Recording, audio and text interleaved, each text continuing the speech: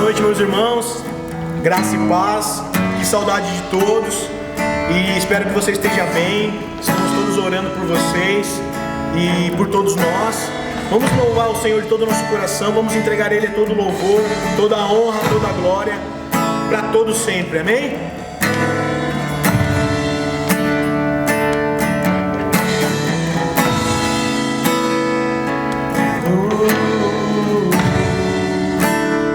Tu és digno desta canção, Senhor. Digno desta canção, só Tu és, Senhor. Digno do meu louvor, só Tu és, Senhor. Só Tu és, Pai. Digno da minha vida, Tu és, Senhor. Ó, eu sou Teu.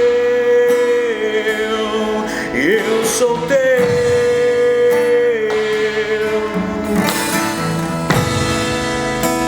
Nome que é sobre todos é o Teu, Jesus. Fonte da salvação, só Tu és, Jesus. Tu és tudo, Pai. Digno da minha vida, Tu és, Jesus. Ó, eu sou Teu, eu sou Teu, e Santo, és incomparável, és inigualável.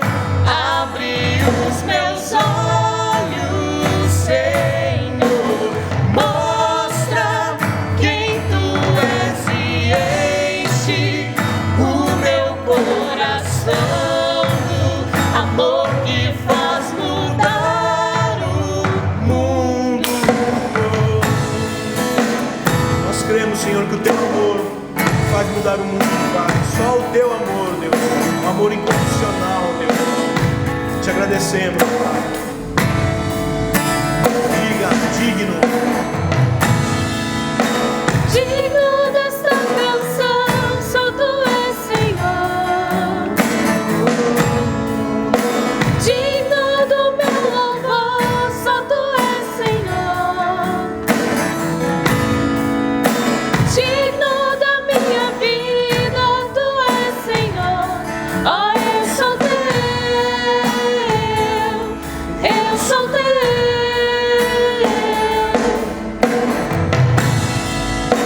Nome que é sobre todos é o Teu, Jesus. Fonte da salvação, só Tu és, Jesus. Digno da minha vida, Tu és, Jesus. Ó, eu sou Teu, eu sou Teu. Santo, és incomparável, és inigualável. Abre os meus olhos, Senhor, mostra quem Tu és e enche o meu coração do amor que faz mudar o mundo. Santo, és incomparável, és inigualável. Abre os meus olhos, Senhor, mostra quem Tu és e enche o meu coração do amor que faz mudar o mundo.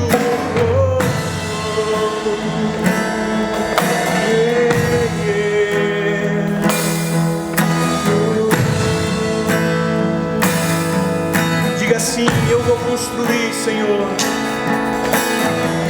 Eu vou construir minha vida em Ti.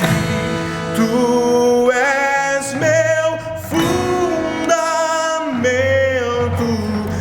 Eu vou confiar somente em Ti.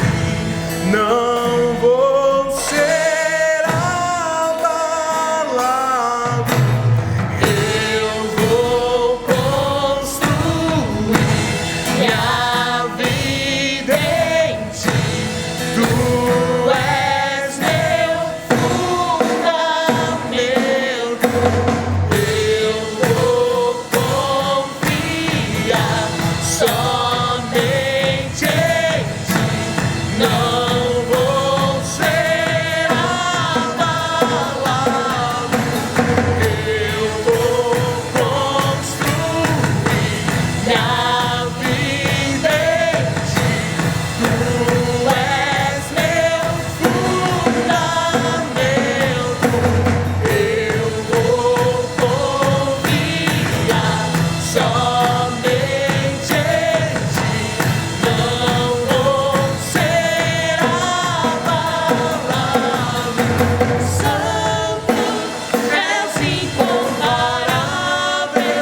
és inigualável, abre os meus olhos, Senhor, mostra quem tu és e enche o meu coração, amor me faz mudar o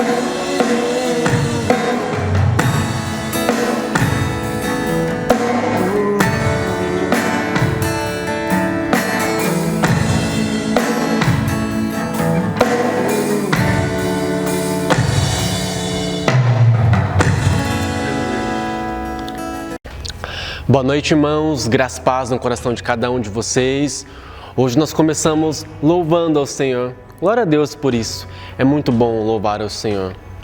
Nesse tempo de culto, onde nós gravamos essa mensagem, nós queremos reforçar para os irmãos a importância de nos reunirmos com nossas famílias nos nossos lares para ler as Escrituras Sagradas, para cantarmos hinos juntos com os nossos e até mesmo hoje, num momento como esse, nos reunirmos nos nossos quartos ou nas nossas salas, com notebooks, celulares ou tablets, televisão, enfim. Tudo isso contribui para que nós continuemos a manter acesa a chama do Espírito Santo nas nossas vidas. Apesar de não estarmos no templo físico, nós podemos ainda assim continuar louvando ao Senhor nos nossos lares, com as nossas vidas. Se você, assim como eu, está ansioso para o retorno das atividades na comunidade de Gileade e até mesmo das outras comunidades cristãs, nós pedimos um pouco mais de paciência.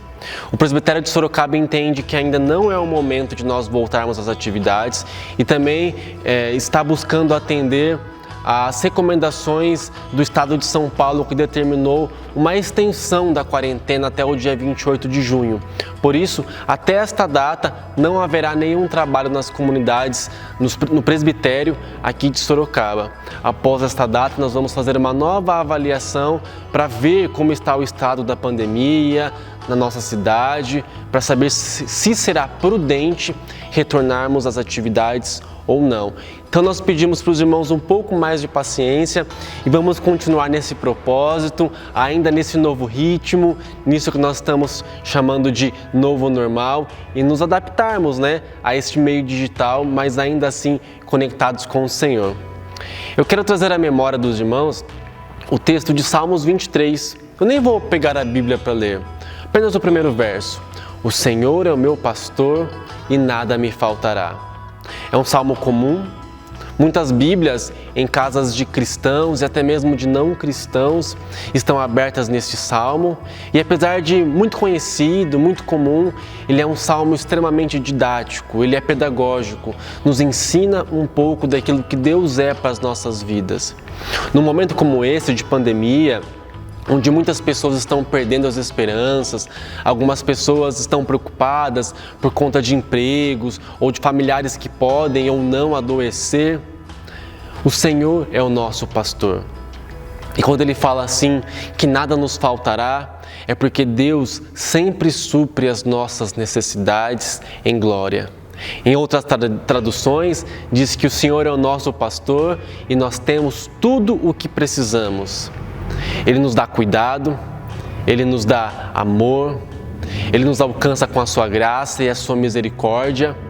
E aquilo mais que nós precisamos para ter uma vida plena aqui na terra, Ele proporciona para nós. Então, nesse tempo de pandemia e de crise, ou até mesmo por alguma outra situação que venha te afligir, eu te peço que você traga esse versículo à memória. O Senhor é o nosso pastor e nada nos faltará. Nós vamos continuar louvando ao Senhor e hoje a mensagem será ministrada pelo pastor Caio da Hub Morumbi, igreja também do nosso presbitério aqui de Sorocaba. Deus abençoe a sua vida e até a próxima. Me derramar, dizer que te amo, me derramar, dizer te preciso, me derramar, dizer que sou grato, me derramar, dizer que és formoso.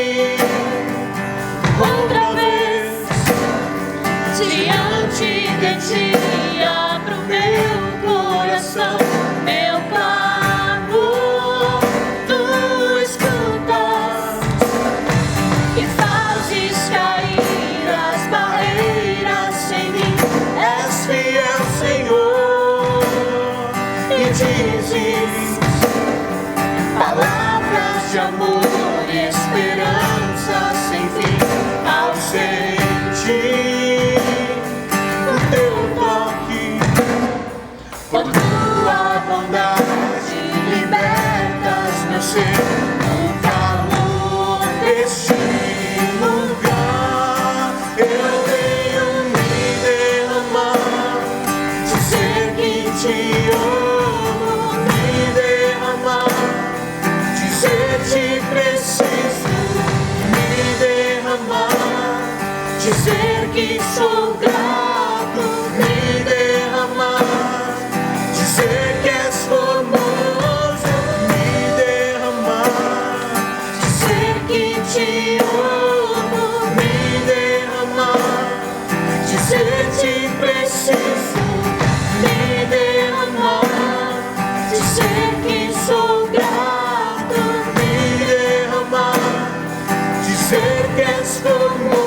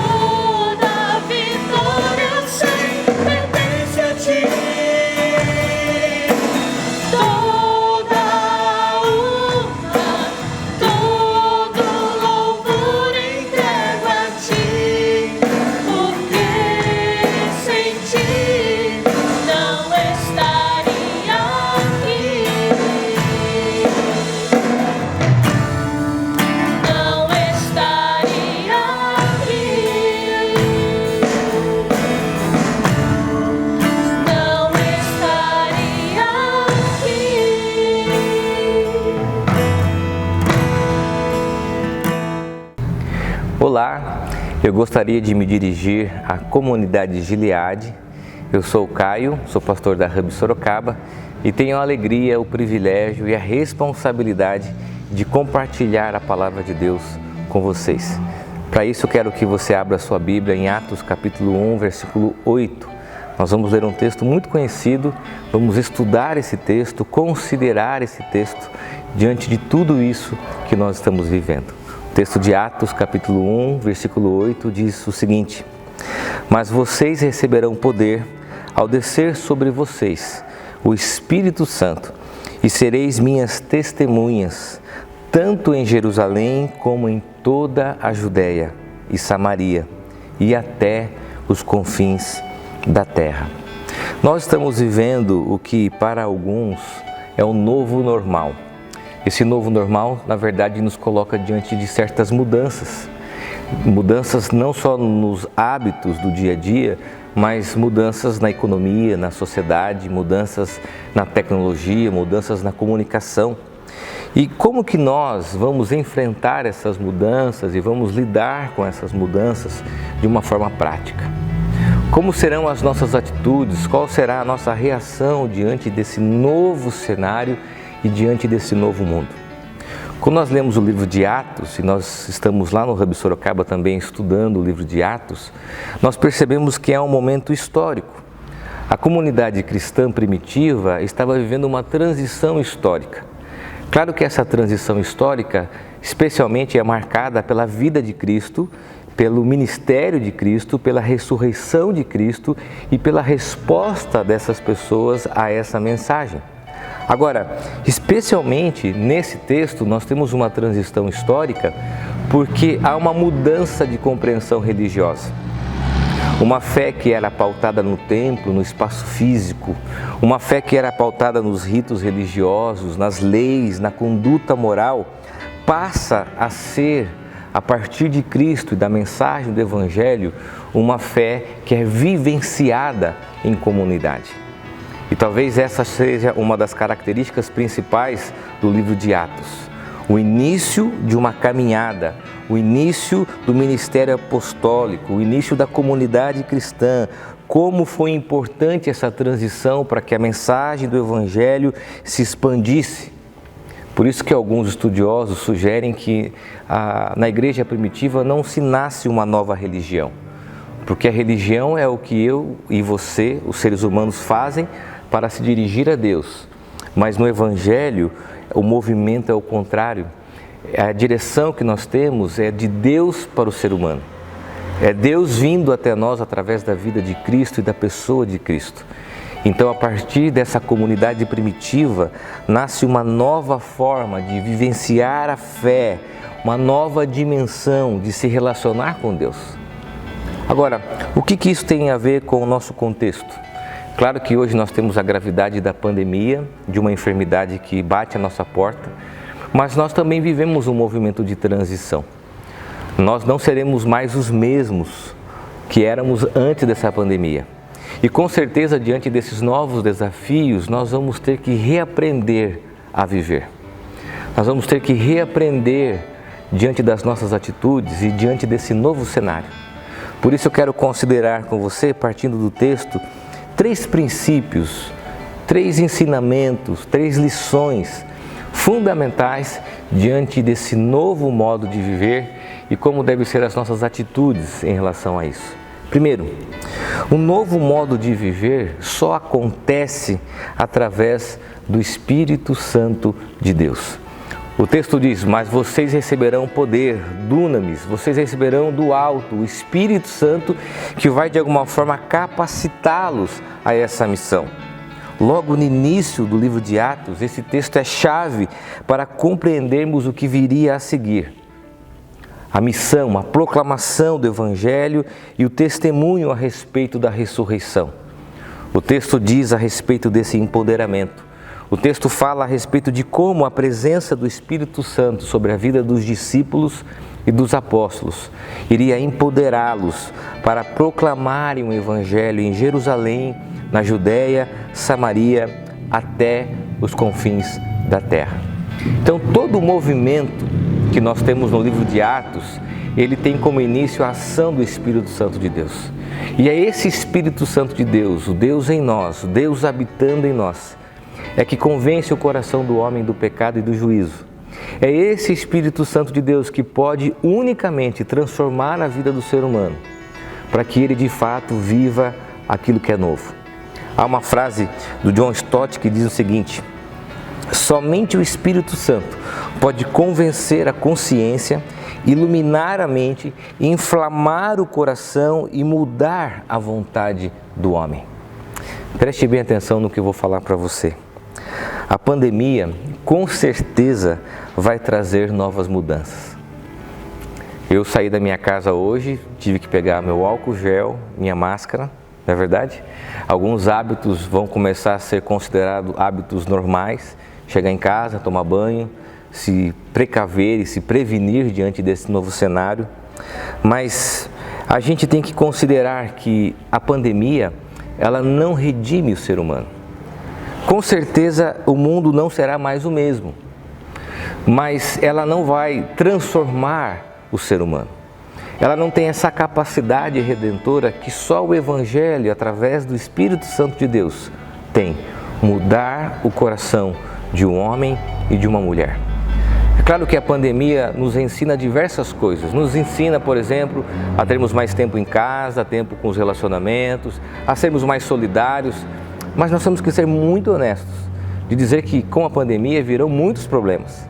Problemas financeiros, econômicos, problemas de enfermidades emocionais, pessoas que estão enfrentando crises de tédio, de ansiedade, de angústia. Isso nos mostra que só Deus, através do Espírito Santo, pode nos mudar, nos transformar e, preste bem atenção, nos empoderar e nos preparar para aquilo que virá adiante. Quando nós entendemos que o Espírito Santo é que tem a missão de nos preparar para nos enviar ao mundo, nós descansamos com o coração em paz para aquilo que pode acontecer a partir desses dias. Talvez aqui muitos estão ansiosos, preocupados com os dias que virão. Mas à medida que esse Espírito Santo vem sobre nós, nos empoderando, se manifestando sobre a nossa vida, nós temos a certeza da sua companhia. Agora eu quero fazer uma reflexão. Se o mundo mudou, se as coisas mudaram, experimente a mudança a partir do Espírito Santo de Deus. O texto diz que esse Espírito, que nós receberíamos o poder ao descer sobre nós esse Espírito Santo, para que isso nos impulsionasse à missão. Segunda consideração do texto é que um novo modo de viver, preste bem atenção, porque isso é um elemento essencial no início da igreja primitiva. Um novo modo de viver começa em Jerusalém. Há um movimento no texto estratégico que fala a respeito de Jerusalém, que fala a respeito da Judéia, que fala a respeito da Samaria e até os confins da terra. Mas esse movimento, ele é didático, ele nos mostra que o local onde nós iniciamos o novo, a missão, é Jerusalém. Onde os primeiros discípulos começaram a proclamar o Evangelho? Em Jerusalém. Talvez porque a maioria deles moravam ali, viviam ali, estavam naquele momento e compreenderam que a missão começa onde eles estão. O Brennan diz o seguinte: como você se porta com as pessoas todos os dias, independente da posição ou da condição delas, é a verdadeira prova de fé. Preste bem atenção, porque eu vou falar algo muito importante para você compreender o que eu quero dizer. Antes de você mudar o mundo, mude a sua volta. Comece pela sua casa. O Evangelho só chegou até nós porque de Jerusalém ele foi para as casas. E partindo das casas, nas estradas de Roma, após a perseguição, esse Evangelho se expandiu, cresceu por toda a região, pela Judéia, pela Samaria, até os confins da terra onde nós estamos. O que nós compreendemos? Que nesse movimento estratégico, Jerusalém é fundamental para que a mensagem chegue até os confins da terra. O novo que se coloca diante de nós, as coisas novas e os novos desafios que surgem diante dessa pandemia, muitas vezes nos consomem. A gente entra nas redes sociais, a gente quer opinar sobre o quadro político, o quadro mundial, nós queremos nos engajar com bandeiras, mas nós não podemos nos esquecer que a mensagem do Evangelho, que sermos testemunhas de Cristo, começa em nossa Jerusalém. Antes de mudar o mundo, mude a sua volta, mude a sua casa. Comece a missão, comece a transformação de novas atitudes no seu ambiente familiar. Terceira e última consideração. No novo modo de viver, é preciso exemplo e coerência. Eu vou repetir isso, porque isso nos faz entender a dimensão do início da igreja primitiva. Novo modo de viver, é preciso exemplo e coerência. Olha que interessante, a expressão grega martíria, usada aqui para o termo testemunha, designa o testemunho verídico de uma pessoa. Alguém que é convocado perante o juiz e a autoridade para relatar o que ouviu, o que viu e que pode atestar a partir da verdade. Mas olha que interessante, a expressão grega martíria não é apenas um testemunho moral, mas é um testemunho que é pago com a própria vida. O custo do seu discurso, o custo do seu depoimento, o custo da sua garantia é a sua própria vida. Não sei se você já participou de algo assim, eu já participei uma vez como testemunha de um acidente. Você chega diante do juiz e você tem que jurar, dizer a verdade e somente a verdade. A palavra martíria diz que o testemunho é pago com a própria vida. A garantia daquilo que você está dizendo é a sua própria maneira de viver. Quando a gente percebe isso, e daí vem a expressão mártir, né? Morrer por aquilo que nós acreditamos, sofrer por aquilo que nós cremos, nós entendemos que no mundo grego, e nessa concepção de martíria, não há como desassociar o discurso da vida. A pessoa que é uma testemunha, os discípulos aqui compreenderam de uma forma muito intensa, porque muitos que ouviram de Jesus essas palavras morreram de fato como mártires. A própria vida foi o selo e a garantia do seu discurso. E aí a gente olha então para a nossa forma de viver e nós devemos nos perguntar se a nossa vida passa pelo atestado do testemunho. A palavra proclamada, ela está conectada à vida. Não há como separar, não há como desassociar o discurso da maneira que nós vivemos. E olha que interessante, eu disse no início que uma das características da religião da época era uma religião física, do espaço, das paredes.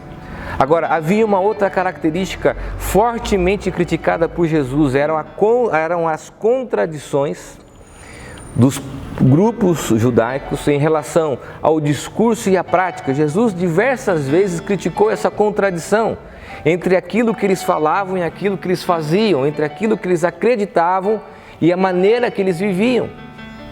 Por isso, a comunidade de Jesus, a igreja primitiva, teria que ser testemunha, teria que ter um modo de vida de acordo com o discurso, teria que ter novas atitudes em função de uma nova compreensão a respeito do Messias. No Evangelho de Jesus não há como desconectar o que nós falamos do que nós fazemos. Há uma frase muito conhecida do Albert Schweitzer que diz o seguinte: dar o exemplo não é a melhor maneira de influenciar os outros, é a única maneira. É exatamente isso que Jesus está querendo dizer quando ele fala a respeito do empoderamento do Espírito Santo de Deus, desse movimento da missão, mas especialmente de sermos testemunhas coerentes através da nossa própria vida com o nosso discurso. A gente vive num ambiente virtual onde as pessoas têm opinião sobre tudo. Elas sabem sobre tudo. Elas até, inclusive, podem aconselhar os outros a fazer algo que elas muitas vezes não fazem. Nós vivemos uma geração de contradições, de discurso e de pouca prática.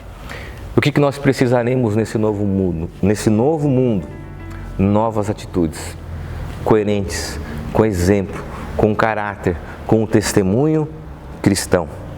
Ricardo Barbosa, um pastor presbiteriano, diz o seguinte: coerência é o encontro das nossas convicções com as nossas atitudes. Eu quero terminar dizendo o seguinte, contando uma experiência minha como pai. Eu tenho 3 filhos meninos. Vocês, alguns conhecem a minha família, minha esposa Aline, meu filho Theo, meu filho Enzo, meu filho Luca. Nós não somos uma família perfeita, nós temos consciência disso, até porque a Bíblia não fala sobre família perfeita, a Bíblia fala de um Deus perfeito. E uma das coisas interessantes na nossa relação, pai e mãe com os filhos, na minha relação com eles, é que a criança, ela não desassocia a palavra da prática. Elas são as primeiras a apontar a nós as nossas contradições. Então, quando nós queremos, por exemplo, ensinar os nossos filhos a comer bem, nós devemos comer bem. Quando nós queremos ensinar os nossos filhos a não falarem palavrão, nós não devemos falar palavrão. Porque o nosso discurso, para eles, tem que estar conectado com a nossa prática. Interessante que isso é uma compreensão até infantil, mas é uma compreensão bíblica. E nós devemos compreender que esse Evangelho, se de fato somos testemunhas, não separa o nosso discurso da nossa prática. O meu filho pode me ouvir pregar na igreja, mas ele chegar na minha casa e ver a maneira que eu trato a minha esposa, a maneira que eu me relaciono com os meus filhos, a maneira que eu trato com as questões financeiras, a maneira que eu trato e comento sobre as pessoas, sobre a igreja, vai ser a autenticidade do meu discurso.